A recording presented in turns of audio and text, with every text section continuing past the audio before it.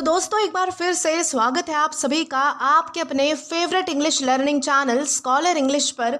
मेरा नाम है दीपिका कुमावत और मैं इस चैनल पर वेरियस कॉम्पिटिटिव एग्जाम्स के लिए इंग्लिश सब्जेक्ट टीच करती हूँ।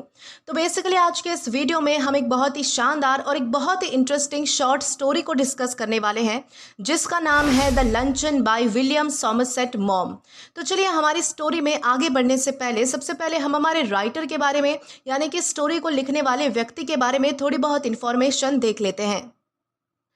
तो दोस्तों अगर बात की जाए हमारे राइटर के बारे में तो विलियम सॉमरसेट मॉम, इनका जो जन्म है वो 25 जनवरी 1874 पेरिस फ्रांस में हुआ था। वो एक इंग्लिश राइटर थे जो कि अपनी शॉर्ट स्टोरीज, प्लेज और नॉवेल्स के लिए जाने जाते थे। उनके कुछ फेमस वर्क्स है जैसे कि of human bondage, the trembling of a leaf, the circle, the constant wife, the razor's edge etcetera. और लास्टली उनकी जो डेथ है वो 16 दिसंबर 1965 फ्रांस में हुई थी। तो दोस्तों ये तो हमने बात कर ली हमारे राइटर के बारे में यानी कि हमारे ऑथर के बारे में। अब इसी के साथ हम आगे बढ़ेंगे और इस स्टोरी के कैरेक्टर्स को भी डिस्कस करेंगे ताकि आपको जो है वो स्टोरी समझने में आसानी हो।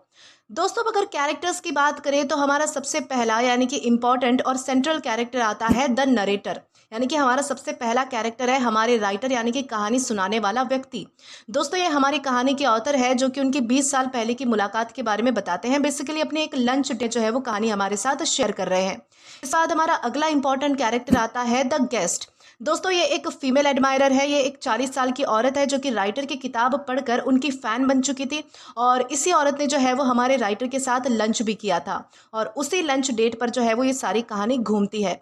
दोस्तों ये जो स्टोरी है इसमें सिर्फ ये 2 ही मेजर कैरेक्टर्स है, इसके अलावा कुछ माइनर कैरेक्टर्स भी है जो कि हम स्टोरी पढ़ते पढ़ते समझ ही लेंगे। तो दोस्तों हमने कैरेक्टर्स भी डिस्कस कर लिए। अब स्टोरी में आगे बढ़ने से पहले मैं आपको बता दूं कि इस स्टोरी का जो पीडीएफ है वो मैंने टेलीग्राम चैनल पर प्रोवाइड किया है जिसकी लिंक आपको डिस्क्रिप्शन बॉक्स में मिल जाएगी। दोस्तों पीडीएफ में आपको जो है वो स्टोरी की डिटेल्ड समरी और exam oriented long answer questions provide किए गए हैं। तो आप इस पीडीएफ को जो है वो हमारे टेलीग्राम चैनल के थ्रू आसानी से एक्सेस कर सकते हैं। दोस्तों अब चलिए हमारी स्टोरी की तरफ बढ़ते हैं और हमारी स्टोरी को डिस्कस करते हैं। तो दोस्तों हमारी कहानी की शुरुआत एक थिएटर से होती है। हमारे राइटर जो है वो अपना ड्रामा एंजॉय कर रहे होते हैं यानी कि ड्रामा देख रहे होते हैं। तभी उनकी नज़र एक औरत पर पड़ती है। वो औरत हमारे राइटर को हाथ से इशारा करके अपने पास बुलाती है। तो हमारे राइटर भी इंटरवल के दौरान उस औरत के पास जाकर उसकी बगल वाली सीट पर बैठ जाते हैं। हमारे राइटर बताते हैं कि उन्होंने उस औरत को बहुत ही सालों से देखा नहीं था और अगर उस थिएटर में कोई उस औरत का नाम ना लेता तो हमारे राइटर भी उसे कभी पहचान नहीं पाते, क्योंकि वो औरत जो है वो इतने लंबे समय के बाद काफ़ी ज़्यादा बदल चुकी थी। उस औरत ने हमारे राइटर के साथ बहुत ही एनर्जेटिक तरीके से बातें शुरू की। उसने कहा कि तुम्हें याद है हमारी पहली मुलाकात, हमें पहली बार मिले हुए कितने साल हो गए ना। वक्त बहुत ही तेज़ी से भागता है और अब हम दोनों जो है वो पहले जितने जवान भी नहीं रहे। फिर वो आगे कहती है कि क्या तुम्हें याद है जब हम पहली बार मिले थे, बेसिकली तुमने मुझे लंच पे बुलाया था। तो हमारे राइटर कहते हैं कि अरे हाँ बिल्कुल मुझे याद है, वो तो मैं भूल ही नहीं सकता। दोस्तों हमारे राइटर हमें फ्लैशबैक में ले जाते हैं और पूरी कहानी बताते हैं कि उस लंच डेट पर क्या हुआ था। वो कहते हैं कि ये 20 साल पहले की बात है और मैं पेरिस में रह रहा था। लैटिन क्वार्टर यानी कि पेरिस की एक जगह है, उसमें मेरा एक छोटा सा अपार्टमेंट था और मैं इतना कम पैसा कमा पाता था कि बस मुश्किल से मेरा गुजारा चल रहा था। उस लेडी ने बेसिकली मेरी एक किताब पढ़ी थी और उसके बारे में मुझे एक लेटर लिखा था। थैंक यू बोलते हुए उसके लेटर का मैंने भी जवाब दिया। फिर थोड़े ही दिनों बाद मुझे उसका एक और लेटर मिला जिसमें उसने लिखा था कि वो पेरिस से गुजर रही है और मुझसे थोड़ी बातचीत करना चाहती है, लेकिन उसके पास टाइम कम है तो इसलिए वो बस थर्सडे वाली दिन ही फ्री है। आगे उस लेडी ने हमारे राइटर से पूछा कि क्या तुम मुझे फोयर्ट्स नाम के रेस्टोरेंट में एक छोटा सा लंच करवा सकते हो। दोस्तों हमारे राइटर उस रेस्टोरेंट के बारे में बताते हुए कहते हैं कि फोयर्ट्स एक ऐसा रेस्टोरेंट है जहां पर फ्रांस के जो बड़े बड़े नेता होते हैं यानी कि जो सेनेटर्स होते हैं वो खाना खाते हैं। और वो हमारे राइटर के बजट के इतना ज़्यादा बाहर था कि उन्होंने कभी भी उस रेस्टोरेंट में जाने के बारे में सोचा तक नहीं था। लेकिन क्योंकि हमारे राइटर बहुत ही ज़्यादा खुश थे, उनकी तारीफ हुई थी, तो वो उस लेडी को मना भी नहीं कर पाए। आगे हमारे राइटर कहते हैं कि महीने के आखिरी तक खर्च चलाने के लिए उनके पास बस 80 फ्रैंक्स बचे हुए थे और एक नॉर्मल सा लंच जो है वो 15 फ्रैंक्स से ज़्यादा का नहीं होना चाहिए था। तो वो सोचते हैं कि अगर मैं अगले 2 हफ्तों तक कॉफ़ी पीना बंद कर दूं तो मैं इस खर्चे को आराम से संभाल सकता हूँ। अब दोस्तों इतना सब सोचने के बाद फाइनली हमारे राइटर उस लेडी से मिलने के लिए मान जाते हैं और उसे लेटर में जवाब देते हैं कि मैं तुम्हें थर्सडे को 12:30 बजे फोयर्ट्स रेस्टोरेंट में मिलूंगा। अब दोस्तों हमारे राइटर जो है वो रेस्टोरेंट पहुंच जाते हैं उस लेडी से मिलने के लिए और देखते हैं कि वो लेडी जो है वो इतनी जवान नहीं थी जितना हमारे राइटर ने सोचा था और दिखने में वो सुंदर लगने के बजाय थोड़ी सी भारी भरकम लग रही थी। हमारे राइटर कहते हैं कि सच कहूँ तो वो लगभग एक 40 साल की औरत थी और उसे देखकर ऐसा लग रहा था जैसे उसके पास ज़रूरत से ज़्यादा ही दांत हैं जो कि सफ़ेद बड़े और बिल्कुल एक बराबर लाइन में थे। दोस्तों राइटर आगे कहते हैं कि वो औरत बहुत ही बातूनी थी, लेकिन क्योंकि वो मेरे बारे में ही बात करना चाहती थी तो मैं भी बिल्कुल ध्यान से उसकी बातें सुनने के लिए तैयार हो गया। आगे राइटर बताते हैं कि जब मेन्यू कार्ड लाया गया तो मैं चौंक गया, यानी कि बहुत ही ज़्यादा डर गया, क्योंकि डिशेस के दाम मेरी उम्मीद से बहुत ही ज़्यादा थे। लेकिन उस लेडी ने मुझे दिलासा देते हुए कहा कि मैं लंच में वैसे कुछ ज़्यादा खाती नहीं हूँ तो तुम ज़्यादा टेंशन मत लो। दोस्तों इसी बात पर हमारे राइटर भी अपना बड़प्पन दिखाते हुए बोले कि अरे आप ऐसा मत कहिए, आपको कुछ तो लेना ही पड़ेगा, हम लंच पे आए हैं। दोस्तों आगे वो औरत कहती है कि मैं एक चीज़ से ज़्यादा कभी नहीं खाती, मुझे लगता है कि आजकल लोग बहुत ही ज़्यादा खाते हैं, शायद थोड़ी सी फिश मैं खा सकती हूँ, पता नहीं इनके पास वो सैल्मन फिश होगी या फिर नहीं। दोस्तों बात ये थी कि साल का शुरुआती वक्त था तो सैल्मन का सीज़न नहीं था और वो मेन्यू में लिखी हुई भी नहीं थी। फिर भी हमारे राइटर ने वेटर से पूछा कि क्या कोई सैल्मन फिश मिलेगी, तो वेटर ने कहा कि हाँ हमारे पास एक बढ़िया सैल्मन फिश है और इस सीज़न की पहली फ़िश हमारे पास आई है। बस फिर क्या था, हमारे राइटर ने उस औरत के लिए फ़िश का ऑर्डर कर दिया। वेटर ने उस लेडी से पूछा कि जब तक फ़िश पक रही है तब तक क्या आप कुछ और लेना पसंद करेंगी। तो वेटर की इस बात पर उस लेडी ने जवाब देते हुए कहा कि नहीं, मैं एक से ज़्यादा चीज़ कभी नहीं खाती हूँ। हाँ अगर तुम्हारे पास वो कैवियर हो तो बात अलग है, कैवियर खाने में मुझे कोई दिक्कत नहीं है। दोस्तों कैवियर बेसिकली मछली के अंडे होते हैं जो काफ़ी महंगे मिलते हैं। अब ये बात सुन के हमारे राइटर थोड़ा डर गए क्योंकि उन्हें पता था कि कैवियर खरीदने की उनकी औकात नहीं थी, लेकिन वो ये जो बात है उस लेडी को बता भी नहीं सकते थे। तो हमारे राइटर वेटर से कहते हैं कि हाँ हाँ बिल्कुल आप कैवियर ले आइए। दोस्तों अपने लिए हमारे राइटर ने मेन्यू की सबसे सस्ती डिश चुनी और वो थी एक मटन चॉप। राइटर के ऑर्डर को देख के वो औरत बोलती है कि मुझे लगता है तुम्हारा मीट खाना समझदारी नहीं है, मुझे नहीं समझ आता कि तुम चॉप जैसी भारी चीज़ें खाकर काम करने की उम्मीद भी कैसे कर सकते हो। मैं तो अपना पेट कभी भी ऐसी भारी चीज़ों से नहीं भरती हूँ। अब दोस्तों थोड़ी देर बाद जो है वो ड्रिंक्स की बात आती है तो उस लेडी ने कहा कि मैं लंच के टाइम पर वैसे कुछ पीती नहीं हूँ। तो हमारे राइटर ने भी तुरंत जवाब दिया कि मैं भी नहीं पीता। लेकिन वो जो औरत है वो हमारे राइटर की बात को पूरा भी नहीं होने देती है और तुरंत बोल देती है कि बस थोड़ी सी वाइट वाइन चलेगी। ये जो फ्रांस की वाइट वाइन है ना, ये बहुत ही हल्की होती है और ये डाइजेशन के लिए भी बहुत ही बढ़िया होती है। तो हमारे राइटर पूछते हैं कि तो फिर आपने क्या सोचा, आप क्या लेना पसंद करेंगी। हालांकि हमारे राइटर उससे ये बात पूछते हुए बहुत ही ज़्यादा टेंशन में थे, लेकिन उस लेडी ने कहा कि मेरा डॉक्टर जो है वो मुझे शैम्पेन के अलावा कुछ पीने ही नहीं देता, तो आई थिंक शैम्पेन ही सही रहेगी।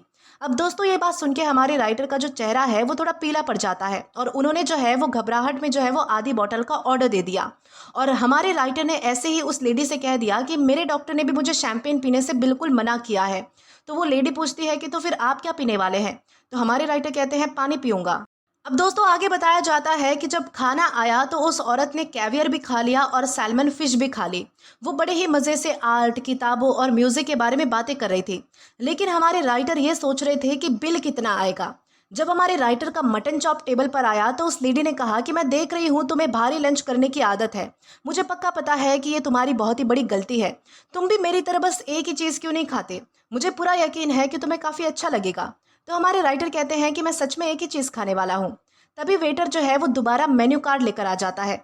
उस लेडी ने जो है वो हाथ के इशारे से उसे जो है वो हल्का सा दूर हटा दिया और वो बोली कि नहीं नहीं, मैं लंच में एक से ज़्यादा चीज़ कभी नहीं खाती, यानी कि मैं कुछ नहीं खाती, बस एक नहीं वाला, मुझे उससे ज़्यादा कभी चाहिए ही नहीं होता, मैं कुछ और खा ही नहीं सकती। हाँ अगर तुम्हारे पास वो बड़े वाले एस्परगस हो तो बात अलग है, अगर मैं वो बिना खाए पेरिस चली गई तो मुझे बहुत ही ज़्यादा बुरा लगेगा। दोस्तों एस्परगस जो है वो एक तरीके की महंगी सब्जी होती है। अब ये सुन के जो है वो हमारे राइटर का दिल बैठा जा रहा था, क्योंकि उन्होंने एस्परगस सिर्फ दुकानों में देखा था और उन्हें पता था कि ये बहुत ही ज़्यादा महंगे होते हैं। तो दोस्तों उस लेडी की ये सारी बातें सुन के उस लेडी के लिए हमारे राइटर वेटर से पूछते हैं कि क्या आपके पास वो बड़े वाले एस्परगस हैं। दोस्तों हमारे राइटर उम्मीद कर रहे थे कि वेटर जो है वो ना बोल दे, लेकिन वेटर के चेहरे पर तो बड़ी सी स्माइल आ गई और वो हमारे राइटर से बोला कि हाँ हमारे पास इतने बड़े, इतने शानदार और इतने नरम एस्परगस हैं कि क्या ही बताए, जैसे कि वो किसी अजूबे की बात कर रहा हो। तभी वो लेडी कहती है कि देखो वैसे तो मुझे बिल्कुल भी भूख नहीं है, लेकिन अगर तुम इतना ही कह रहे हो तो मुझे एस्परगस खाने में भी कोई दिक्कत नहीं है। तो हमारे राइटर एस्परगस का भी ऑर्डर दे देते हैं। वो लेडी हमारे राइटर से पूछती है कि क्या तुम थोड़ा सा भी नहीं खाओगे, थोड़ा सा भी चखोगे भी नहीं। तो हमारे राइटर कहते हैं कि नहीं नहीं, मैं एस्परगस कभी नहीं खाता। तो वो लेडी बोलती है कि हाँ, मैं जानती हूँ कुछ लोग ऐसे होते हैं जिन्हें ये बिल्कुल भी पसंद नहीं होते। अब दोस्तों आगे बताया जाता है कि वो जो लेडी है और हमारे राइटर है, दोनों भी जो है वो टेबल पर एस्परगस के आने का वेट कर रहे थे और हमारे राइटर को बिल की टेंशन हो रही थी। राइटर कहते हैं कि अब सवाल ये नहीं था कि पूरे महीने के खर्च के लिए मेरे पास कितने पैसे बचेंगे, बल्कि असली टेंशन तो ये थी कि क्या मेरे पास अभी का बिल भरने के लिए पूरे पैसे है भी या फिर नहीं। ये कितना गंदा और शर्मनाक लगेगा अगर मेरे पास बस 10 फ्रैंक्स कम पड़ जाए और मुझे अपनी ही गेस्ट से उधार मांगना पड़े। मैं ऐसा करने की कभी सोच भी नहीं सकता था। मुझे पक्का पता था कि मेरी जेब में कितने पैसे हैं और अगर बिल उससे ज़्यादा आता तो मेरे दिमाग में मैंने एक बहुत ही अच्छा प्लान बना लिया था कि मैं अपना हाथ जो है वो जेब में डालूंगा, एकदम से ड्रामा करते हुए चिल्लाऊंगा और खड़े होकर बोल दूंगा कि मेरे पैसे जो है वो चोरी हो गए हैं। ये सब देखकर वो लेडी बिल भरे तो अच्छा है, या फिर अगर उस लेडी के पास भी बिल भरने के पैसे ना हुए तो आखिरी रास्ता यही बचेगा कि मैं अपनी घड़ी वहीं पर गिरवी रख दूं और उनसे कहूं कि मैं बाद में आकर आपके पैसे जो है वो चुका दूंगा। अब दोस्तों इन सब के बाद फाइनली एस्परगस जो है वो टेबल पर आ चुके थे। वो बहुत ही टेम्पटिंग, बहुत ही बड़े और देखकर मुंह में पानी लाने वाले लग रहे थे। उस पर पिघले हुए मक्खन की खुशबू सीधे हमारे राइटर के नाक तक आ रही थी। वो औरत अपना एस्परगस एंजॉय कर रही थी और हमारे राइटर वहां पर उस लेडी से बाल्कन्स ड्रामा की बातें कर रहे थे। आखिरकार उस लेडी ने खाना खत्म किया तो हमारे राइटर ने उससे पूछा कि क्या आप कॉफ़ी लेना चाहेंगी। तो उस लेडी ने जवाब दिया कि हाँ, बस एक आइसक्रीम और एक कॉफ़ी। अब दोस्तों हमारे राइटर के मन में डर नहीं था क्योंकि उनका प्लान जो है वो फिक्स था। उन्होंने उस लेडी के लिए आइसक्रीम और कॉफ़ी का भी ऑर्डर दे दिया। आइसक्रीम खाते हुए उस लेडी ने कहा कि तुम्हें पता है, एक चीज़ पर मैं बहुत ही दिल से यकीन करती हूँ कि इंसान को खाकर टेबल से तभी उठना चाहिए जब उसे लगे कि वो थोड़ा सा और खा सकता है, यानी कि पेट को कभी भी पूरा टाइट नहीं भरना चाहिए। तो इस बात पर हमारे राइटर कहते हैं कि क्या आपको अभी भी भूख लगी है। तो वो लेडी कहती है कि अरे नहीं, मुझे भूख नहीं लगी है, देखो मैं लंच नहीं करती हूँ। मैं सुबह एक कप कॉफ़ी पीती हूँ और फिर सीधे रात को डिनर करती हूँ। मैं लंच में एक चीज़ से कभी भी ज़्यादा नहीं खाती। मैं तो तुम्हारे बारे में बोल रही थी कि तुम्हें थोड़ा कम खाना चाहिए था। इस बात पर हमारे राइटर जो है वो मुंह बना के कहते हैं कि अच्छा ये बात है, मुझे कम खाना चाहिए था। हाँ हाँ बिल्कुल सही है, मुझे कम ही खाना चाहिए। फिर दोस्तों आगे हमारे राइटर कहते हैं कि फिर एक बहुत ही बुरी बात हुई। जब हम कॉफ़ी का इंतज़ार कर रहे थे तभी वहाँ का हेड वेटर अपने चेहरे पर नकली सी स्माइल लेकर हमारे पास आया। उसके हाथ में एक बड़ी सी टोकरी थी जो कि बड़े बड़े पीचेस से भरी हुई थी। उस वक्त पीचेस का सीज़न भी नहीं था, भगवान ही जाने उनकी कीमत क्या रही होगी। और थोड़ी देर बाद मुझे भी उनकी कीमत पता चल गई क्योंकि उस औरत ने बातें करते करते बिना ध्यान दिए टोकरी से एक पीच उठा लिया था। उसने पीच उठाकर मुझसे कहा, देखा तुमने तुमने मीट खाकर बहुत ही बड़ी गलती की, अपना पेट पूरा भर लिया और अब तुम कुछ भी नहीं खा सकते। लेकिन मैंने तो बस हल्का फुल्का नाश्ता किया है, इसलिए मैं इस स्पीच का भी मजा लूंगी। फिर दोस्तों राइटर बताते हैं कि फिर बिल आया और जब मैंने पेमेंट की तो मैंने देखा कि मेरे पास वेटर को टिप देने के लिए बिल्कुल ना के बराबर, यानी कि बहुत ही कम पैसे बचे हैं। उस लेडी की नज़र थोड़ी देर के लिए उन 3 फ्रैंक्स पर पड़ी जो कि मैंने वेटर के लिए छोड़े थे और मैं समझ गया था कि वो मुझे बहुत ही कंजूस और छोटा दिल वाला समझ रही है। आगे वो बताते हैं कि जब मैं रेस्टोरेंट से बाहर निकला तो मेरे सामने पूरा महीना पड़ा था जिसका खर्च मैं कैसे मैनेज करूंगा मुझे नहीं पता, क्योंकि इस लंच के बाद मेरी जेब में एक फूटी कौड़ी भी नहीं बची थी। फिर आखिरकार जब हमने हाथ मिलाया तो उस लेडी ने कहा कि मेरी तरह बनो और लंच में कभी भी एक से ज़्यादा चीज़ मत खाया करो। तो हमारे राइटर ने जवाब दिया कि मैं इससे भी बेहतर करूंगा, मैं आज के रात के डिनर में कभी मतलब कि कुछ खाऊंगा ही नहीं। इसी बात पर वो लेडी कहती है कि तुम तो बड़े ही मजाकिया किस्म के इंसान हो। राइटर कहते हैं कि लेकिन आखिरकार इन सब के बाद अब मेरा बदला पूरा हो चुका है, क्योंकि आज उस लेडी का वजन 21 स्टोन यानी कि लगभग 133 किलो हो चुका है। यहाँ पर राइटर मजाक उड़ा रहे हैं कि जो औरत कहती है कि मैं कभी कुछ नहीं खाती या फिर एक चीज़ से ज़्यादा नहीं खाती, आज वो पूरी तरीके से मोटी हो चुकी है। तो दोस्तों इस तरह हमारी ये जो कहानी है वो यहीं पर ख़त्म हो जाती है। राइटर ने उस लेडी से कभी कोई झगड़ा नहीं किया, ना ही उस पर कभी कोई गुस्सा निकाला, लेकिन वक्त ने हमारे राइटर के साथ इंसाफ कर दिया। उस लेडी का ये जो भारी भरकम वजन है वही हमारे राइटर के लिए सबसे बड़ा और सबसे मज़ेदार बदला बन गया, जिसे सोचकर हमारे राइटर आज भी कभी कभी मुस्कुरा देते हैं। तो दोस्तों इसी के साथ हमारी ये जो स्टोरी है वो यहीं पर ख़त्म होती है। आशा करती हूँ कि आपको ये जो स्टोरी है वो अच्छे से समझ आई हो और साथ ही साथ पसंद भी आई हो। दोस्तों अगर आपने अभी तक हमारा टेलीग्राम चैनल ज्वाइन नहीं किया है तो टेलीग्राम पर English with Deepika Kumawat search करके या फिर डिस्क्रिप्शन में दिए गए लिंक के थ्रू, साथ ही साथ अभी जो आपको आपके स्क्रीन पर QR कोड दिख रहा है वहाँ से भी आप जो है वो डायरेक्टली स्कैन करके हमारा टेलीग्राम चैनल ज्वाइन कर सकते हैं, ताकि आप कभी भी किसी भी नए आने वाले वीडियोज़ को लेकर कोई भी अपडेट्स को मिस ना करें। और दोस्तों अगर आपको आज का ये वीडियो पसंद आया है या फिर हेल्पफुल लगा है तो do like this video, subscribe the channel and share as much as you can. और अगर आपने इससे पहले वाले वीडियोस नहीं देखे हैं तो यहाँ पर मैंने एक प्लेलिस्ट प्रोवाइड कर दी है, जहाँ पर आप क्लिक करके वो सभी पहले वाले वीडियोस भी देख सकते हैं और एक्सप्लोर कर सकते हैं। Till then keep learning. Thank you.